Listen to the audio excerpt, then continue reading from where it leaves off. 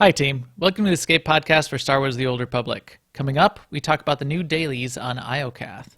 But first, some SWTOR and Guild news.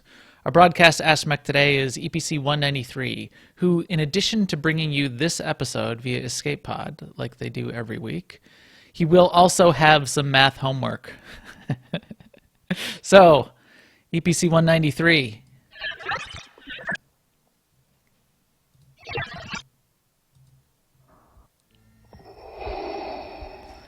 There will be a substantial reward for calculating the velocity of the Millennium Falcon. You are free to use any methods necessary, but I want it derived, no integrations.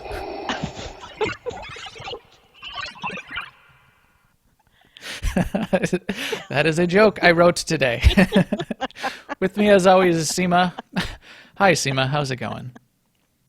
No integrations. Integrations are cheating. I want it derived, no integrations. How else would you calculate the velocity of the Millennium Falcon? Oh, I'll tell you how it's going. It's rainy and it's cold. I've been running the heat every day for the last week or so, which I thought it was time to never run the heat again this year. I mean, for summer. But on the plus side, you get to run with Soldiers of Light last night, which is our pub ops team, and we did Tithe, and then we went and did a quick run of Eternity Vault, which, in spite of it being the first op ever in the game, is still one of my favorites. We did skip the droid trash, though. Corley jumped down and stealth through it, so we didn't do the droid, which makes the whole instance a little bit less. It's not a long instance to begin with, but when you take out all that droid trash, it's more of a SEMA-like entrance then, because it doesn't have as much trash. And then tonight on MFN, we went and did TFB, which actually does have a lot of trash to my standards, especially those void things over and over and over again. It's like, oh, we got it the first time. But anyway, that was a lot of fun. So yeah, I had that going for me. So rain, you can't make me sad because I have SWTOR. Yes. Or something. Absolutely. Something SWTOR. So yeah, how has your week been? Pretty good. I was out of town doing innovation stuff with clients, Oh, you so I were? missed our ops night. I was a little bit You sad. did? I was a little bit. Didn't even notice. Don't let the door hit you on the way out, Max. I see what you're doing. Yeah, so I missed ops, which I was a little sad about. But yeah, we got to do mandatory fun night tonight and go through most of Terra from Beyond with at least a couple people who had never been in there before, which I always like because then I get to tell stories about why we're seeing Kefis again and whatnot. Spoilers. And we'll never see him again. Kefis is still alive. But yeah, so that was fun. I did do some more PvP and GSF as I'm continuing to do weekly because that's still something I like. I sort of like doing. I don't know. PvP's been stressing me out lately. It's still fine. I still do millions of damage and I win a lot, but I'm like, I don't know. I'm taking it too seriously. I gotta stop doing that. It gets in your brain. But still doing GSF too, even though I'm not as good at GSF. And it was interesting to hear, which we'll be talking about in the news in just a second, some words about GSF. So with that, yeah, I think let's jump right into that news. Now an Imperial News Network report. So first up in the news, the hamburger server is... Max, don't call it that. the Harbinger. Seema snuck that into the notes thinking I wouldn't notice, but I did notice and I said it anyway. The hamburger server is doing an Alderaan impression. That was my note on that. It's been having some real problems lately. So Harbinger, yeah. There's a bunch of notes in the dev tracker that they had to do a restart on it. They didn't have a rollback today, but some people may have lost a couple items and they will be taking care of that. They hope to just do it without you having to even worry about it. But if you're missing anything, check in with them and they'll get you set up. Yeah, they did say that you wouldn't need to put in a CS ticket. They're hoping to run some kind of a database thing that will tell them which items are missing and just restore them. Yeah, which is nice. and they don't think very many people were affected. It's just if you logged in right after the reset, and if you happen to put an item on top of an item that was missing. Like if you notice that your weapon wasn't equipped and then you equipped a different weapon on top of that, then you might have lost both of those weapons. I see. And that's what they need to look for and restore. Got it. But also we had a post from Keith, who basically had posted a couple weeks ago that he was working on the roadmap and that we'd be seeing that soon. He posted saying that there's a delay on that, but he gave a few, which is nice, appreciated by the community, really, if you read the thread. And then he gave some teasers on what kinds of things are coming up in this sort of nearish time frame. One of them is the return of Narshada Nightlife. If you remember, that's the one where you go to the casino and have lots of fun with the one-armed bandits. What are they called? Slot machines?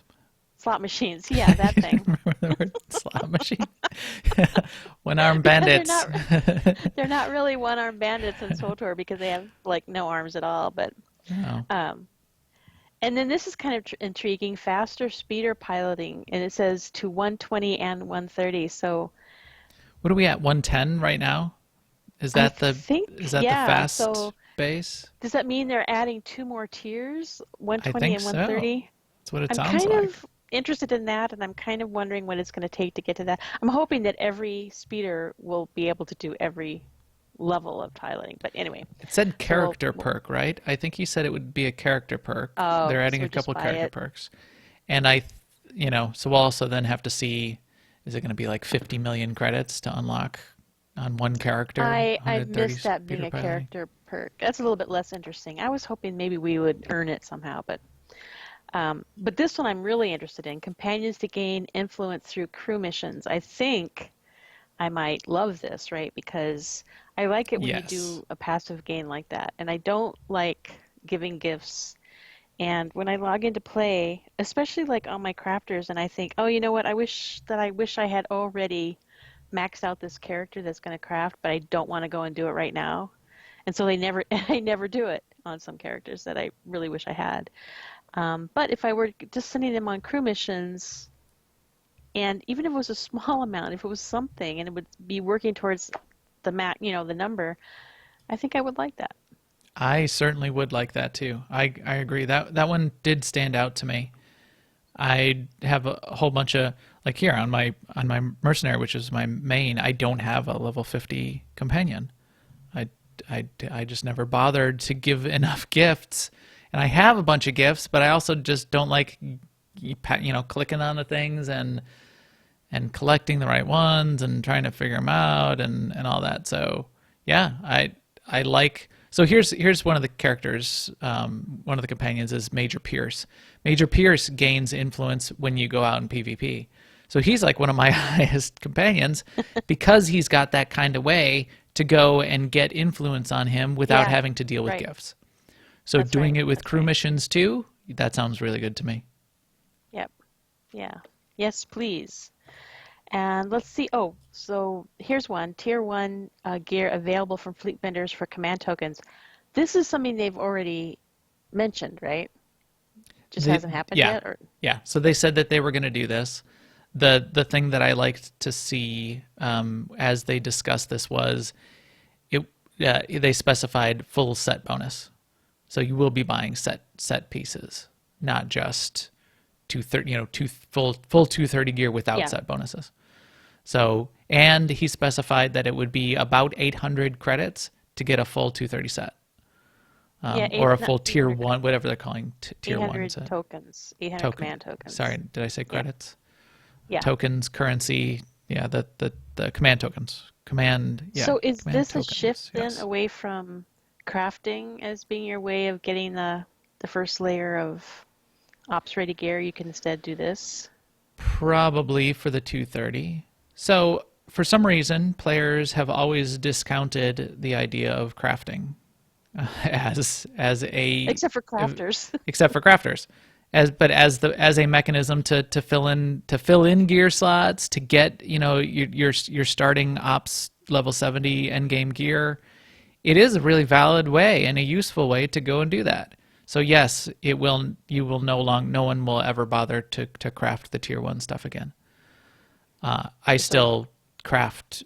I like when I was gearing up my tanks, I was crafting tier 2 and tier 3 stuff to fill in slots, like my earpiece and implants and those kinds of things before I got them out of boxes. So there's still value for crafting, but it does devalue that tier 1 quite a bit.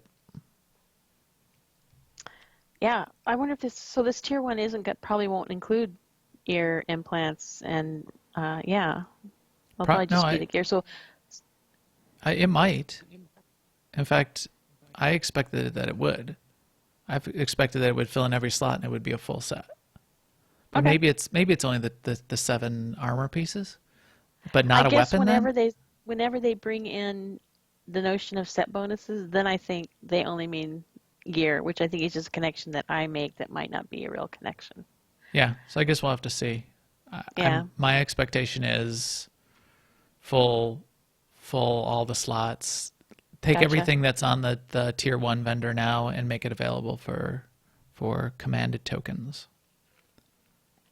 And command tokens you come by them pretty, just by doing whatever you would do for CXP, so it's pretty good. I keep hitting the cap, in fact, or getting close to the cap and having to take some out and find ways to spend them. So here I have 2641 out of 3000 currently, but in my command stash, how do I get to my command stash without clicking on a pack? You can doing it Control G from the Control G, exactly. I have 336 sitting in my command stash. So I've been buying command XP boosts for alts because I keep getting closer or almost hitting that limit. So yeah, you can go quite a few with doing stuff. A good problem to have. It's nice that is. there is something to spend them on too. Yep. Oh, and then one last thing that he mentioned too was that doing some work on GSF with respect to some of the not the game itself, but they're reducing some costs, increasing some rewards, as well as offering a gunship and a bomber as standard ships, which I know the bomber you currently don't get as a standard ship, right? Right, or a gunship. Okay, so they're adding 2. Okay. You did get the gunship if you pre-ordered during the time that GSF was in pre-release and beta and blah blah blah. What you see right now, though, a lot of people that came into the game since then or weren't in that condition is you only start with 2 ships. You start with a basic strike fighter and you start with a basic scout. So this will give everyone one of each of the types of ships, which is nice. I prefer when I'm on a level 1 character that has nothing unlocked, I prefer to start with a gunship in GSF. I feel like you can do a gunship is a little bit difficult to play, but on a fully noob level gunship can contribute quite a bit more, I feel, than a noob level completely locked out scout or strike fighter or bomber. So that's going to be great. I think the intent is I like the fact that they're just thinking about GSF at all, for one. Right. That's what struck me about it. But I guess the feeling I had when I read it was it doesn't really help the newbie because they still go in with no upgrades at all, right? Yeah. Yes, that's true. But it's not that hard to get upgrades. It's not like leveling up to level 70. Okay. In terms of leveling up your ship, for one. For two, as I said, I can go in with there's more of a learning curve to deal with than there is a gear curve. There is a gear curve, but there's more of a learning curve in getting used to the controls, and that's a bigger part of it with GSF. Gotcha. So giving more ships and you getting a chance to try all of them out and get used, pick something that really feels good and get used to it without having to play Strike Fighter and Scout for a long time and until you get enough fleet requisition to unlock a bomber and then switch over to bombers. That's still nice. And if it has new people just trying more things and checking them out and playing more GSF that way, that's pretty good too. On Jedi Covenant, our queues for GSF are not bad. So I bet on other servers, though, besides like Harbinger or a really populated server, I bet it's hard to get GSF matches going. So if this gets more people into GSF, that's good. And hopefully this is just them just scratching the surface. So these 5 things that Keith outlined are just teasers. So he's going to have the complete roadmap. This is just a little taste in theory, or maybe this is everything. Well, these are kind of all except for possibly the GSF thing are all sort of quality of life things. So hopefully there's going to be a couple of announcements of coming content related things. Yeah. Or yes. Well, we know related announcements. We know we're getting the rest of Kath. We know there's going to be a little more story. We know that there's going to be the rest of the operation. So that's certainly part of the roadmap. This kind of extra stuff being in the roadmap, I didn't necessarily even expect that this summer. I figured they might just be going through the rest of Kath and the rest of the operations and not doing stuff like, updates to the Nar Shaddaa Nightlife event. So that's nice that we're seeing that. And then if there's anything else even beyond this, well, then that's icing on the proverbial galactic cake that we would be eating, or whatever metaphor. So that's that. Cake. Finally, in the news, we did get. This showed up on Twitter. It showed up on Twitter over a week ago, but I didn't see it last week. They leaked on, quote unquote leaked on Twitter, the view of the room where the next boss fight will happen in the new Gods from the Machine operation. So it'll be a dual boss fight with Esni and Ivela. So it's going to be those 2 twin bosses they showed the model of. But they put this up on Twitter, I guess. I saw it again as someone was like retweeting it or something this week. And it looks pretty cool. I like it. I like that it's sort of that machine circuity feel.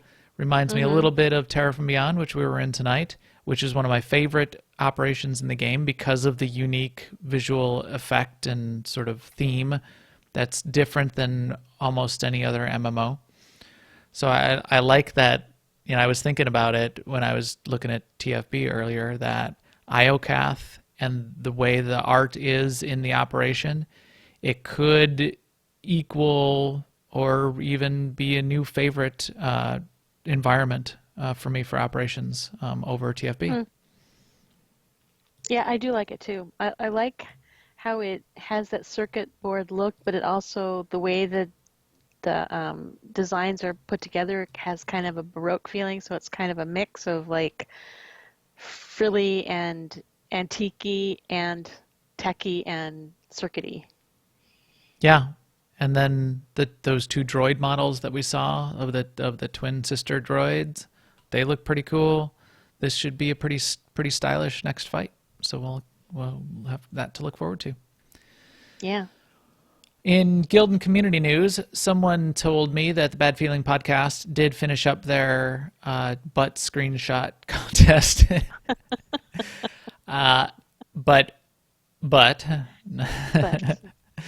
But we also heard someone was saying that they may be spinning up that contest again for another 200 million credits or something for the next fight when the twin sister bosses drop. So we'll have to all keep an eye out for that.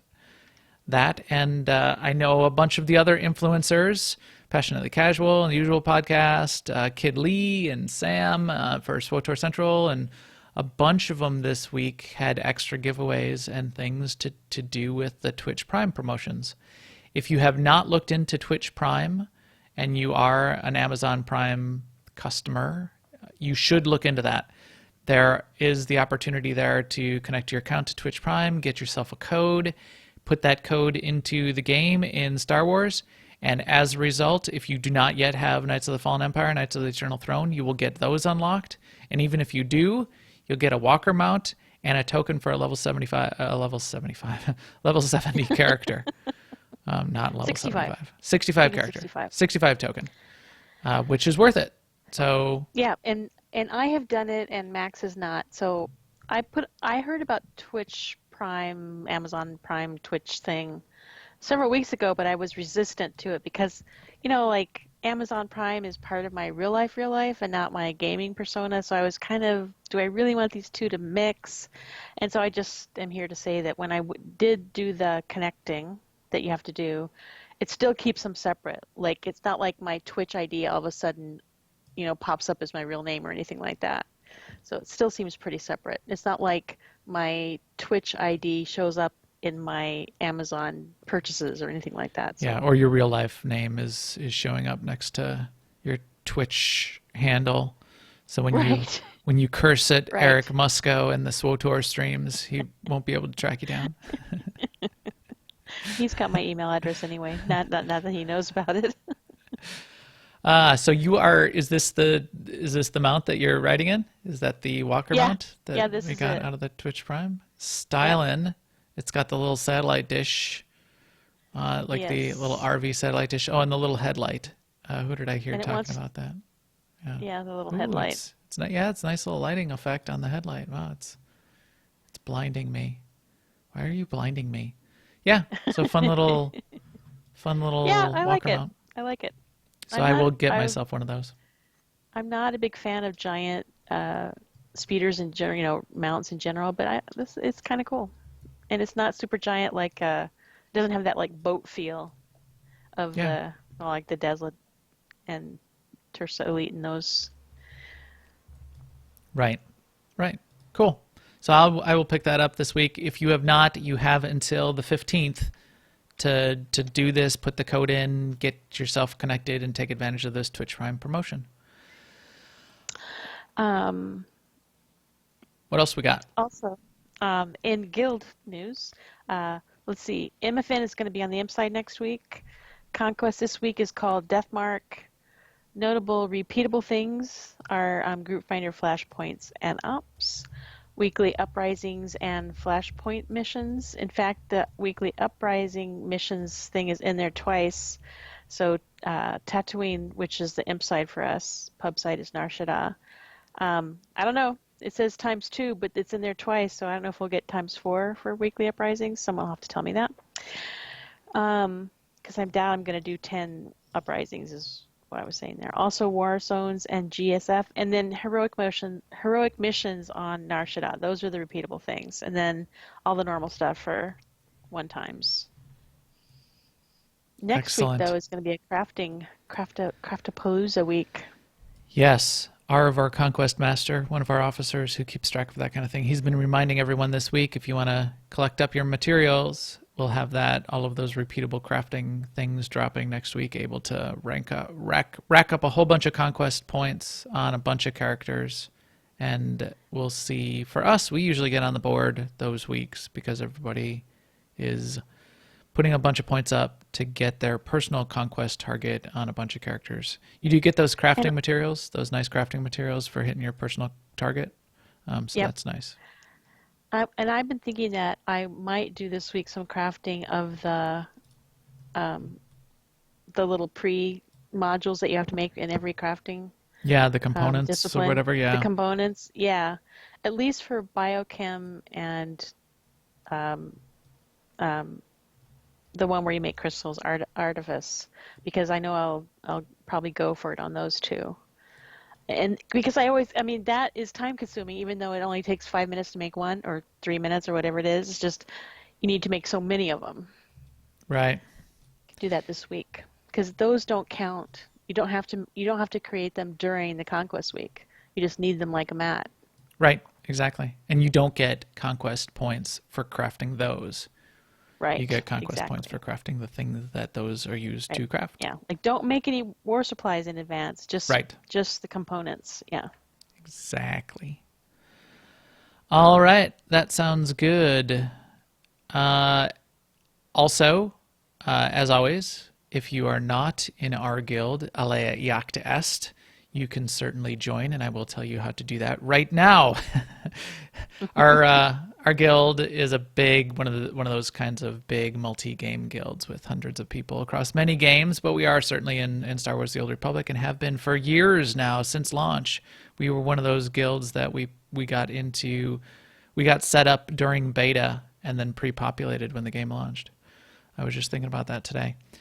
Our guild founder was online today and will be jumping back in game shortly as well. Pel, if anyone remembers Pel, he is going to be running with us soon again. That's awesome. So if you'd like to come run with us and do things like join in our mandatory fun nights, you can find our guild information on aie-guild.org, or you can catch us in game on Jedi Covenant. So Jedi Covenant's our server. You can join an open channel that we have on either side, Republic or Imperial, and the channel is AIELFO. So do a /cjoin AIELFO and ask for an officer, and we will get you set up. And then once you're in, you can also look on aie-guild.org for our guild app system. You make your characters official eventually, and see things like how you get on Discord and chat with us, where we're all hanging out all day and that kind of thing. Also, thanks go out to the chat room. We had a lot of people helping us during pre-show get our facts straight for what we're going to talk about on Kath shortly. And we will have some special giveaways after the show today that have to do with this Twitch Prime stuff going on. So I'll be watching those names in the chat room, and I will catch up with everyone after the show. But with that, I think we can talk about some changes to the game. Why did I use Game Changers, my sound drop in? I think I was thinking about Keith's. I had Keith's words in my mind. So what sound effects should we play to introduce the IOCath dailies? How about... I will, of course, be editing this part of us talking about me not having the sound effect ready. Maybe something with Yoda telling Luke not to whine about having to do stuff. Shut up, Luke, you whiny little baby. We'll just do many Bothans. So here we go. Let's talk about IOCath dailies. Many Bothans died to bring us this information. Okay. We have some information on IOCath dailies, and we would like to share that with you now. So I did a bunch of the dailies. You've done most of the dailies, haven't you? I did a handful of dailies. This is backwards, because usually I'm the one doing all the dailies, and you're like, what's a daily? Right. Well, yes, I am often that way. But I did most of these dailies. I have not yet, although I have the tokens, I'm on the edge of doing the walker or the machine dailies, which we'll talk about as part of this. So we're going to walk through what some of these dailies are, why you're going to want to do them, where you do them on IOCath, because we were talking about in pre-show. This is not the easiest place to get around. And there are some complications to doing the dailies, because you could be aligning yourself on a daily basis with either the Republic or Imperial, which we'll talk a little bit about too.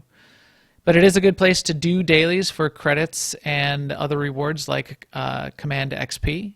And it's also a pretty cool place to walk around and hang out. There are some unique aspects to the dailies too that we'll talk about. You being able to take control of a droid or 3 different types of droids and do things with them. So did you, Seema, to kick it off, let's talk about the Republic versus Imperial. Did you do them on both sides yet, or just Nope, just Imperial side? Just Imperial. Just Okay. Imperial side. So spoilers, if you have not done the story yet, as part of the story, regardless of what faction your class is aligned with, whether you're an Empire character or a Republic character, you get a choice in the storyline to say, hey, just in this situation, at this moment, I'm going to help out X. And that could be I'm going to help out the Republic or I'm going to help out the Empire. And it only affects the story on IOCath, but then it bleeds over into this situation of what you're dealing with on the dailies. After you go through the story, that's set for your story. So you said, okay, I'm helping the Republic this first time through, and that has some impacts on the story, and will continue when the story continues on IOCath. However, after you are done with the story, once per day, you can change which faction you're supporting for that day. You can switch back and forth between Republic and Imperial. There is a rep grind associated with both Republic and Imperial, so there's a reason to be switching back and forth that you may want to do. So you can be getting rep on both those sides, and the dailies are slightly different on both those sides, and the areas which you're fighting on the map where you're doing the dailies are slightly different, and who you're allowed to shoot is slightly different. So if you are on the PvP map on your server, if you switch over to PvP, you have the option to engage in PvP with other players on Kath in the open PvP area, which is the main area on the map. And when you do that, you are fighting the opposite faction that you've chosen from what you've chosen for the day. Right. So you could be fighting against other, like I as a mercenary could be shooting another mercenary because they're aligned with the Republic for the day, and I'm aligned with the Empire for the day. So if you want to shoot Max, you first have to find out his alignment so you can then go the other way. Yes. Yes. And maybe I won't tell you because you're going to shoot me. So let's also talk about then what dailies you would be doing. One more thing about that PvP though. You also, there's a currency that you're trying to gather up to even do some of these dailies. So when we talk about like trying to jump into a walker and control a walker and do the daily associated with the walker, or use the walker to do some of the other dailies, it takes these Iokath shards to do that. It shows up as a currency, Iokath power shards. You can pick up these power shards from killing mobs all across Iokath. You can also loot these Iokath shards off of opposing enemy faction players. So that's a new little twist. As you kill other people in PvP, you can potentially be looting stuff off of them, which is, I found that mildly amusing. I always wanted to loot my enemies. You're not stealing anything from them. You don't actually lose anything when you die, when an enemy player loots you.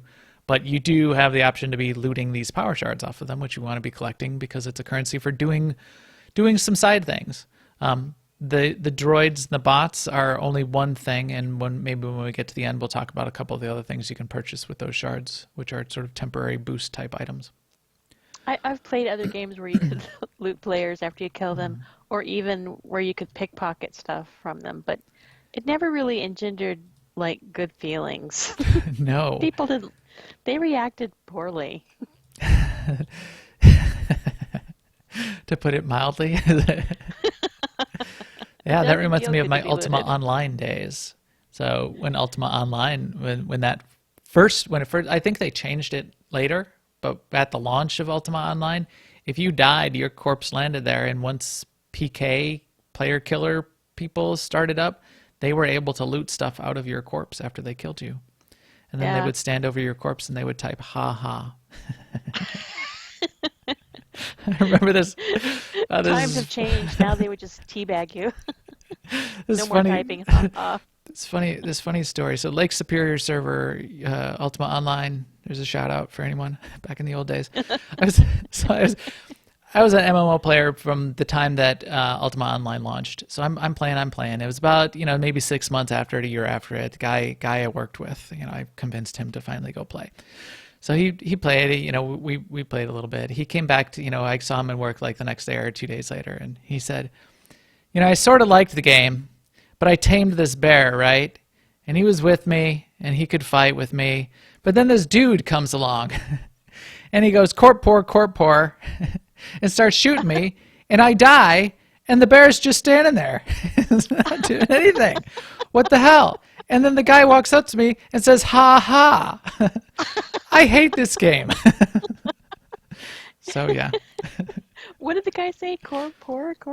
That was one of the main spells that the wizard would cast. Oh, I see. He wasn't saying it; he was casting it. Okay. But the words would float above your head when you would when you would cast the spell, right?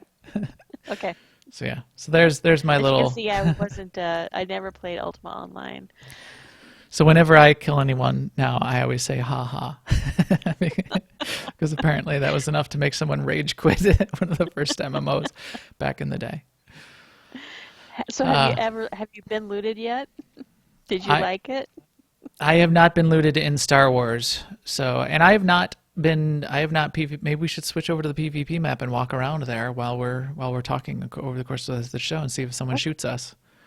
I'm Yeah. going to do that.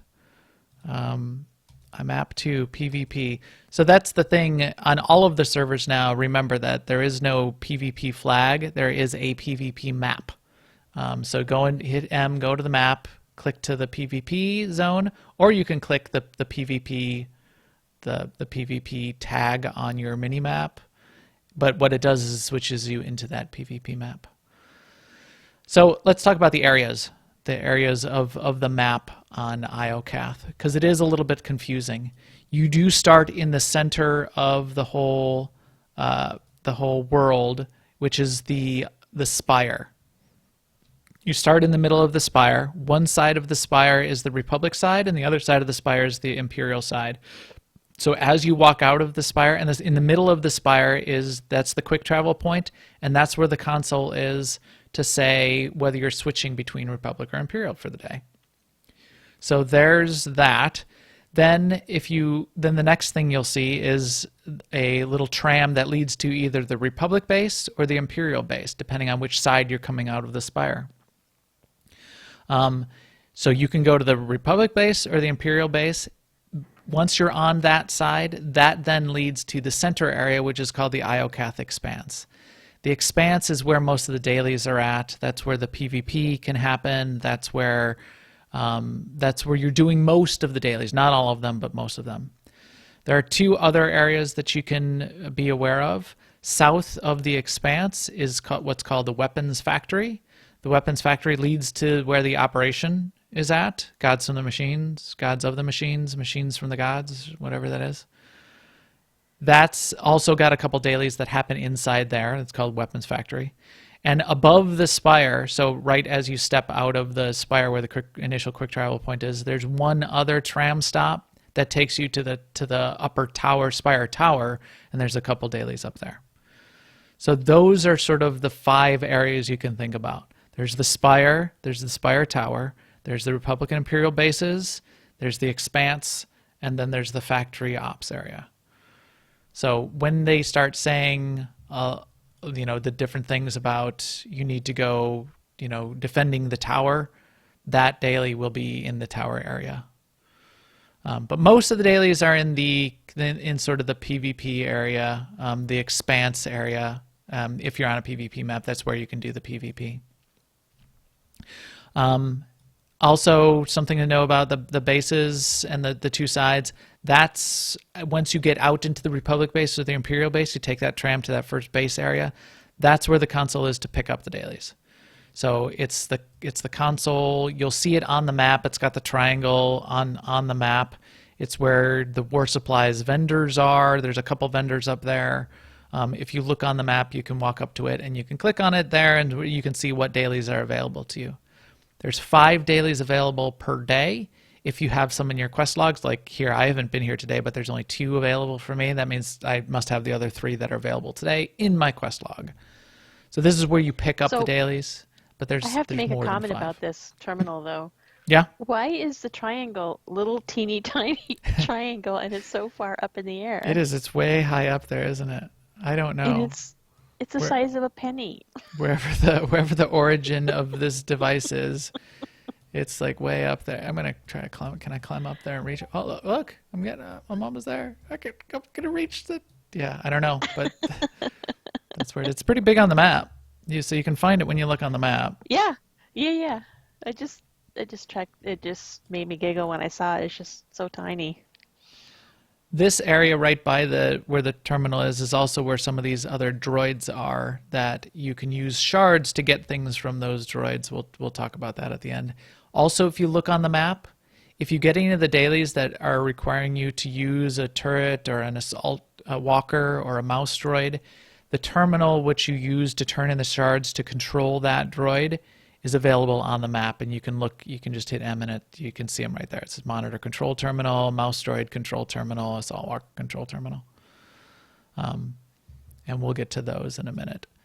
So you pick up the dailies, and I guess let's walk through some of the dailies and talk about some of them. Okay. I even have some pictures of some of the dailies. So you want to talk about the Colossus? Because that was fun. Yeah, let's talk about the Colossus because that was one of the easier ones. We had no trouble with that one. Okay, in that one, so I guess you get 5 daily quests a day. And one of the ones I got was Colossal Threat. And I was going to go try this Colossal Droid, but I couldn't find one right away. And then later, Max and I came back together because we thought maybe we could two-man one with our companions, but turned out we did not. We actually did not. We got halfway through before he started just too much damage. Yeah. So it's designed for, in theory, they say 5 to 10 players. I think you could probably do it with 3, with a tank and a healer and a DPS. I soloed it down to 80% solo. And then I realized, there's a big spike damage ability that he's got from 100% down to 80%. And then at 80%, he adds a second one on. So I was like, oh, okay. So now they add a second one on at 80%. I'm like, all right, let me get Seema. She can be my healer. We'll get out our companions and we'll kill this thing.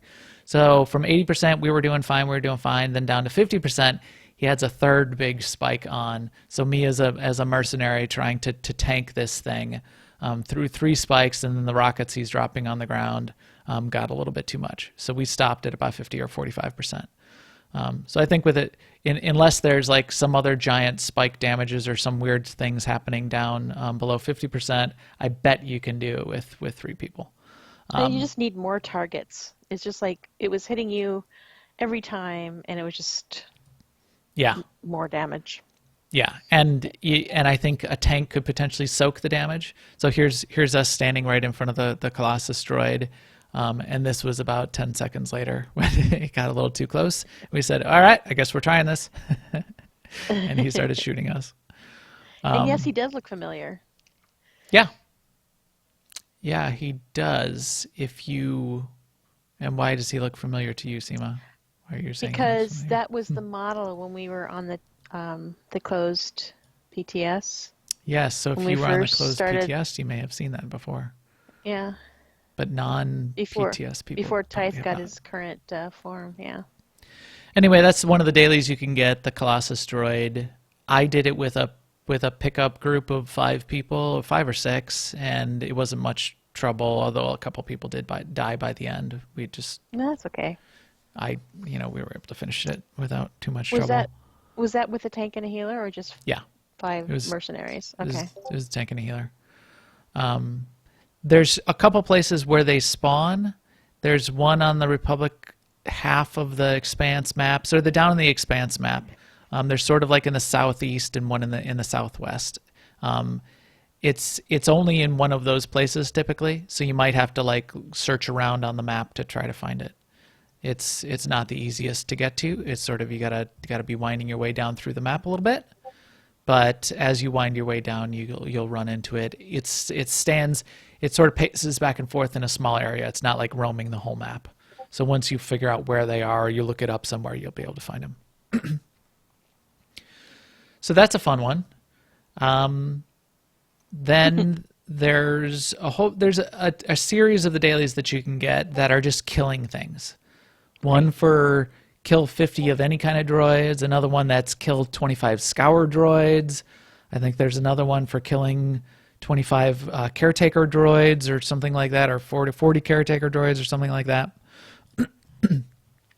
I found those were convenient to pick up and not focus on, but just do along the way. Because as you get into this Expanse area, it is littered with mobs. So you can't swing your dead cat around your head without hitting a mob in the Expanse area of Kath. So as you try to get to any of the other dailies where you're trying to just click on things or use your macro binoculars for the couple other kinds of dailies, you'll have to kill a bunch of these things along the way. So that's certainly the easiest way to get those things done. As you have to do any of the droid quests, like kill a bunch of droids with the Imperial Walker, that's also a good time to get this done, because then you can just stomp around the Imperial Walker and just shoot bunches of these droids. So the very first one I did was called Disarm, and it was where you go around and you disarm the laser emitters, and those are like little eyes that are shooting out those red circles that move around on the floor. Yep. And I found that one pretty fun because it's pretty easy to find the big red circles, and I was in explorer, state of mind, so I was keen to figure out how each quest worked. And I was surprised that I thought the rep was having new reps was just going to be a grind for me, but it was nice to be actually getting rep again, because then when you kill things, I like seeing the numbers fly by, so I was kind of surprised by that. Then I was also surprised, which I shouldn't have been, but I didn't think about it until I didn't have it, which was once you finish one, there's no like QT to the next one. And it's partially because they're all in sort of different sub areas of the same, several zones. And it's like other daily areas you can't, quick travel from one to the other, but You're I used was to missing planetary, the new planetary Yeah. heroics Yeah, mode. I was wanting to like click on that button but I had to go find him anyway. The one where I definitely could not find on my own was one of the ones you mentioned with the macro binoculars. Yet I had to scan technically relevant points of interest around IOCAF, and there's 5 of them. And I did make an effort to like scan, and I'm like, okay, that thing over there looks like it would be technically relevant. But in the end, I had to go look at a picture on Delphi to see where they all were. I would expect so with that one. I did still like that one. In fact, I have a picture. I only did I don't think I only scanned the first relevant whatever. But which was the whatever biodome, where you got to go find the undiscovered biodome. It's pretty cool. So it's over like on the edge of the map, and you look off into the distance, and there's this biodome greenhouse thing. I liked the art. I like the Mac binocular effect and using it to discover and find things. Every once in a while, I'll pull it out, just hoping that they had some hidden thing for any new daily or new mission, and they don't use it all that often. But yeah, so there's 5 of those points around, and I like what it shows you when you do get to those points. So there's that. But to get to those points, because they are, this is another reason, this is the kind of daily that you would do where along the way you're going to kill half of the droids you need to kill for those other kill quests. So do these, finish all of these ones, click on the lasers, click on the light up the plasma terminals, click on the, use your macro binoculars. You'll kill enough scour droids along the way, probably, or just be able to pick up a couple. So yeah, there's that kind. There's a couple on the upstairs from the docking ring of the Spire. There's one I sort of liked, which was the disrupting the network, it's called. And that's sort of a little instanced zone you go into. You go up the Spire, you walk in there, and there's a big droid. I think you did a version of this in the story. But there's a big droid in the middle, and then there's 2 droids on either side of him that show up that shoot him with a beam to shield him. You need to take, and they're also shielded. You need to interrupt them to stop them from putting a shield on him, or more likely what you need to do is you use these little power cores on these terminals to take their shield down, so then you can kill them. And then once you kill each of the 2 side adds, then the main guy's shield is down and you kill the main guy. Not too hard, but nice little sort of like mini boss fight that you can solo, that I liked upstairs in the Spire there. Also upstairs in the Spire, did you do the one where you had to kill something droids and then click the terminals? No. So Which one is that called? That is called... That's not powering up the weapons factor. Monitoring the situation. No, that's subverting the tower droids. So subverting the tower droids, when that one shows up, you have to kill some number of tower droids, and you have to click like 5 terminals in that tower droid area. So you take the tram up to the tower. You're killing a bunch of tower droids, and you have to find the 5 terminals. It took me a while. I only found 4 of them to start. So that was a little bit of a pain to find all 5. You got to like go down every hallway. That's another one where if you just seek out the 5 terminals, you'll have killed enough of the droids along the way that you don't need to worry about it. Okay, good to know. Yeah. What other ones have you done besides the kill ones? Did you do any of the ones where you controlled a droid yet, Seema? Yeah, the one I did, it was called Detect and Destroy. Okay. And you go as an IOCAF monitor, which actually I was jazzed to do that one because the IOCAF monitor droid is kind of shaped like a coffin and just kind of that floats in the air, the floating coffins, as you call them. Floats, yeah, right. Which is my favorite new droid of the new droid models. Because I just like it because it's very different from what we've seen. And you defeat 10 enemies as an IOCAF monitor. And I liked it for a couple of reasons. One is he moves lickety-split, and he's not like getting in a walker where it's could be slower movement or whatever, but he just moved pretty much. I don't know for sure if it was, but it felt like speeder speed. So you're zipping around on this guy, and also he had kind of like a one-shot. His ability was like a one-shot kill, and it was on a little bit of a cooldown. But I mean, you had to kill 10. I think they were specific enemies. I don't remember, but you could just go close to one, kill it with one shot, wait 10 seconds or 8 seconds or whatever it was, and go kill the next one. And yeah, I enjoyed doing that one. Huh. Okay. So that's good.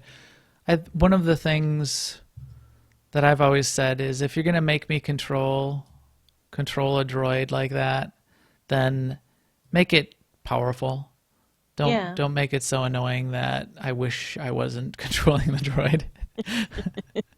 At least make it as equally convenient to kill things as me killing things solo.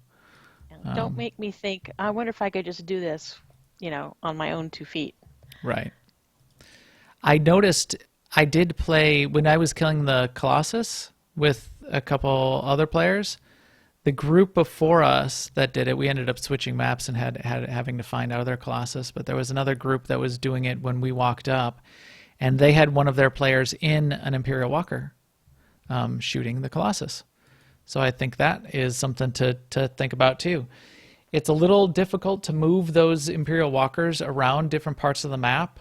You do potentially need to get creative about that. You can take advantage of the teleporters. So there's a central transporter west and a central transporter east that take you to different halves of the map. I think that's the only way to be moving the walkers back and forth, because if you go to the south part of the expanse, there's like tunnels to get back and forth through these different areas in the south part of the map that you can't get the walkers through. So for us to get over to where the west side Colossus spawn point was, we started on the east side, and somebody in their walker over there tried to cut through the south and wasn't able to take the walker and just abandoned it. So that's something to keep in mind. You can go north and go to those transporters and take the walkers that way. A little side tip there for you. Here I'm at on the map, the side of the map where you can find that first macro binocular point. See, I'm way. I know that's Seema. You're way over there. But I'm way off the side of the map too. I did see that one. I mean, I feel there was 1 or 2 times where I was looking with my macro binoculars and I saw something flash yellow, but I could never zero in on it until I went to one of those locations that Delphi had noted. Oh, I see.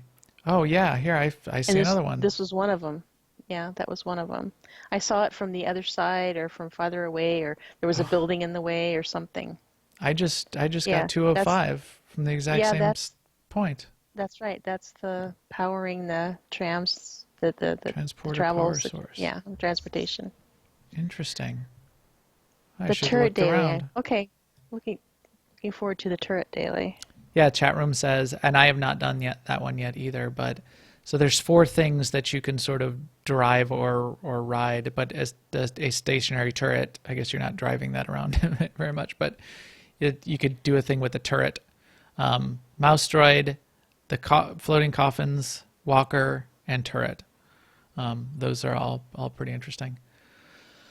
But it does take shards to power each of those 4 kinds of dailies. So those aren't the only kind of dailies that you can do, and you only need to do 10 dailies in a week to do the weekly. So you don't have to do the ones where you're using shards to get the walker and then do the walker mount. But if you're gonna do it, you do need shards. For the walker, for example, you need 600 shards to get a walker. It took me quite a while just shooting mobs to get shards. Now, that's not the only way to get shards, though. You found at least a couple other ways to get shards, didn't you, Seema? Did one you do other way, that? yeah, you can buy them with mats, with And like scavenging and bioanalysis mats. And is it That's- just grade 10 mats, or what did you do to, how did you pay? Did you buy shards that way? That's how you got your No, shards, I right? did. I didn't because Oh. I still don't know if I want shards. Like, I don't want to spend shards to get a walker. To do that. Oh, so you just did dailies that didn't require, you just did enough dailies to not Yeah. have to require it to. So That's right. But I saw So try it. the little droid that sells them. That's all. Once you get some rep, you can even buy shards with just straight up credits. You can buy stacks of shards. I think there's the rep vendor will sell you stacks of shards for straight up credits. There's another droid over by where you pick up the daily quests that allows you to trade. They call them war supplies or something, but it's trading. Yeah, it's scavenging bioanalysis and archaeology mats. Straight up trade those for shards. So that's not a bad thing to get some additional shards. Yeah. But shards are dropping not a lot, but it's, you'll get. I'm getting like at least 1 shard off every 2 mobs, just regular non strong mobs. Sometimes you'll get like a little pack of 10. But when you need 600, you got it. That means you're killing quite a few mobs. To Yeah. get that many shards. Yeah. You're also getting rep tokens dropping off of these mobs. So like there, I just got 1 power shard off of these 3 mobs that I just killed. But you're also getting the rep tokens. I imagine we're all going to hit rep cap relatively quickly as well. That's right. Like every time I click on a rep token, I think, do I really want to do this? And I think, well, you know what? I don't really need to be that surgical about it. Try to get to legendary 1 week early. Yeah. Yeah, By I did. trying to maximize how Right. close I get to 12,000 and then popping a purple. If anyone is trying to do that to get to I think it's champion level, you can get to 1 week sooner. If you, the way that works is you can only turn in rep tokens until you hit 12,000 for the week, right? So if you're really trying to Right. min-max it, you can look up how to get as close as possible to 12,000 and then turn in one of the purple rep tokens, which gives you, it gives you a whole bunch of rep, and then you're getting over 12,000 for the week. You're getting close to 13,000 or whatever. You can look up, in fact, on newoverlords.com, there is I have a chart on how to turn in the maximum amount of rep per week. And in doing that, you will get to champion 1 week sooner than you would if you just turned in like 11,999 per week. So, but I did that the first week, and then I didn't even turn in any rep last week, even though I had all the tokens in my inventory. I sort of forgot and didn't really care. So obviously not worried about it apparently anymore. I don't think there's that much of a reason. At Legendary, there's a speeder that you can buy from the vendor, and that's the only difference between Champion and Legendary, for example. Also from the vendor, there's an armor set. From the rep vendor, there's an armor set. There's a pet. Oh, so Seema, there's a pet. Oh. And then there's the shards that you can purchase with credits at various rep levels, different amounts of shards. What else? What else about these dailies? Any other fun dailies that you did? I do have other comments about them. I noticed that the whole area, the expanse, it's I have there's just nodes everywhere. On this character, Seema, she has 3 gathering skills: slicing, scavenging, and artificing, archaeology.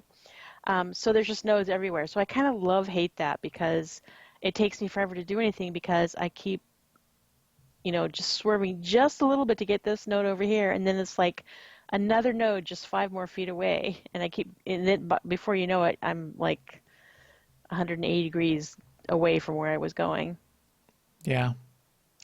But yeah, I did get the rep drops and also I got a credit boom. From something. I think that's a reward off of the droid quest. And they added that to the patch notes. That was an update in 5.2.1 or whatever. Because you're spending a lot to even bother to do those droid quests, what they said is we're gonna add in those credit boom, credit explosion little packs to give you some credits as a reward to Well, make it the a little credit more boom worthwhile. was 25K credits. 25K credits. All right, you can buy that galactic newspaper I was saving up for. Or, I mean, that's what you get for, hitting your personal target with Conquest. Yep. That's enough for a Rhodian mayo sandwich and a chilled Corellian cocktail.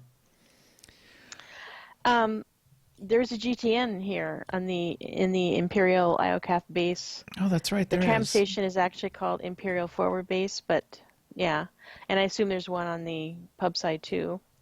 The thing about exchanging raw materials for Iocath shards, it's pretty steep. I just looked at it, so it's 12 crystals, like if you're looking at archaeology mats, for 1 shard. Yikes! That is 12 archaeology crystals for 1 shard. Yep. That's now at I mean, level maybe 70. it scales up. I you're- didn't do the math, but You might be getting close to 12 crystals off 1 node. off of 1 node, but still 1 node equals 1 shard. No, that is not a good deal. That is a bad deal. So I would certainly not recommend doing it that way. Wow, that is quite a little. Yeah, rip because off what there. can you get for those credit-wise, and then just buy them with credits? Yeah, I mean, true. that's the way to look at it. Exactly. So let's see, 1,200 crystals will get you 100 power shards. So the ratio gets a little different. 1,200 gets you 100. That's still 12 to 1. And what was it? Yeah. I think it was like 40K got you. No, 20K got you 40 shards at one of the rep levels. Was sort of like the sweet deal for shards, which that doesn't seem too bad. And So if you wanted to make it like credit neutral, you could just take whatever credit booms and explosions that you got that day and spend them on shards. Yeah.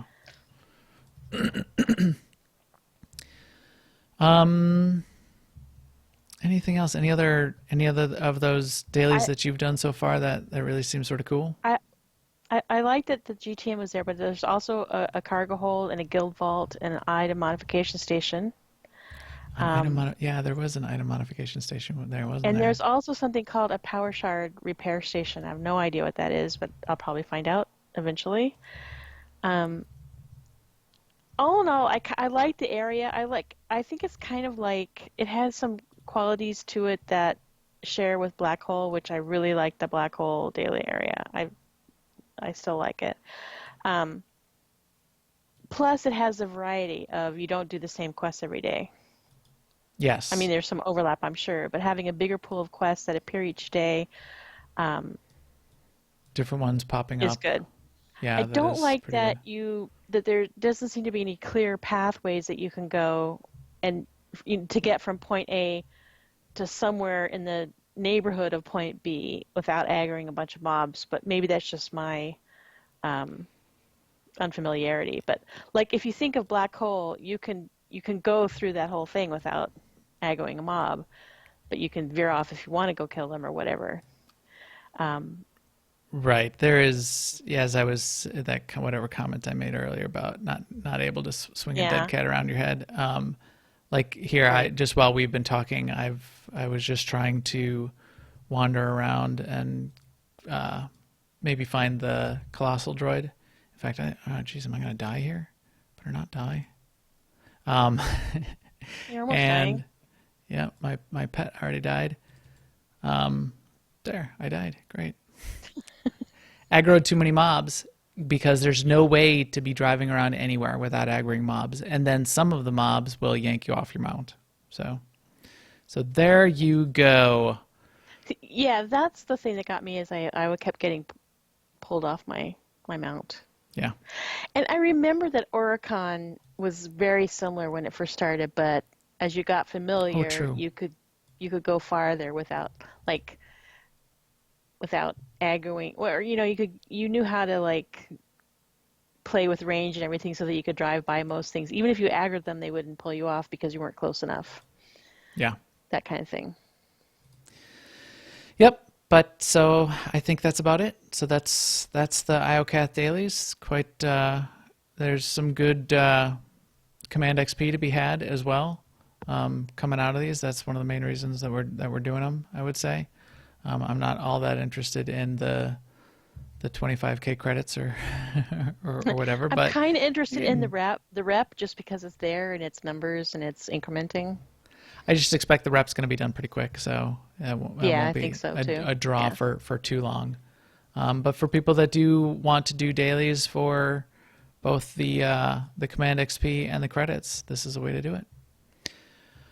All right, I think with that, we can sort of wrap up for the week. Our EPC 193 droid here is ready to head out and do some derivatives with no integrations for the week. So thanks to all of you for joining us here today. And it was a pretty big crowd I saw. Happy to see that. So thanks for joining us on newoverlords.com, on iTunes, on YouTube, or live on Twitch. We will stream again next Tuesday night on twitch.tv/newoverlords around 10:30 p.m. Central. Please follow us on Twitter @MaxTheGray and @AIESEMA. And come find us on Jedi Covenant and ask us for an AIE Guild invite. We would love to have you. And we will talk to you soon. Later, everyone.